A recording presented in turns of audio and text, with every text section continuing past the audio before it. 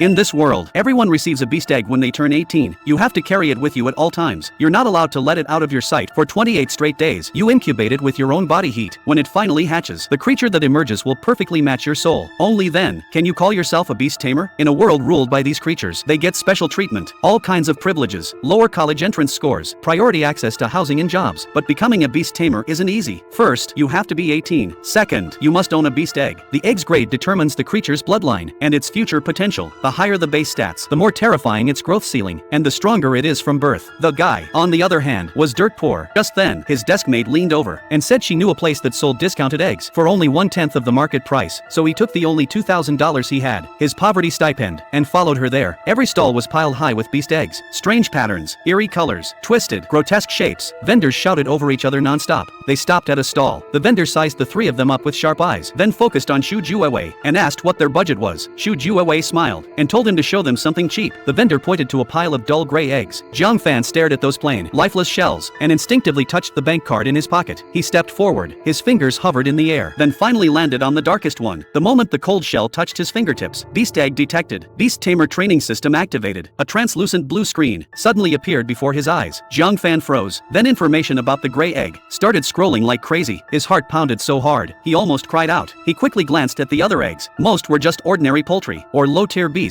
with race stats of 45, 55, even as low as 15. He took a deep breath, pretended to hesitate for a long time, and finally picked up the gray egg, as if making a painful decision. The one-eyed vendor's expression stiffened slightly, then a flicker of barely hidden relief crossed his face. The stall owner across from them leaned over and laughed, mocking him for actually buying that piece of trash. The vendor turned back to Jiang Fan and said, "Buy that and I'll throw in a basic beast sphere for free." Jiang Fan forced the perfect mix of hesitation and resignation onto his face. The deal was done. He hugged the so-called rotten egg in his arms. Escorted by black market staff, he walked away. Behind him, he could still feel the one-eyed vendor's gaze.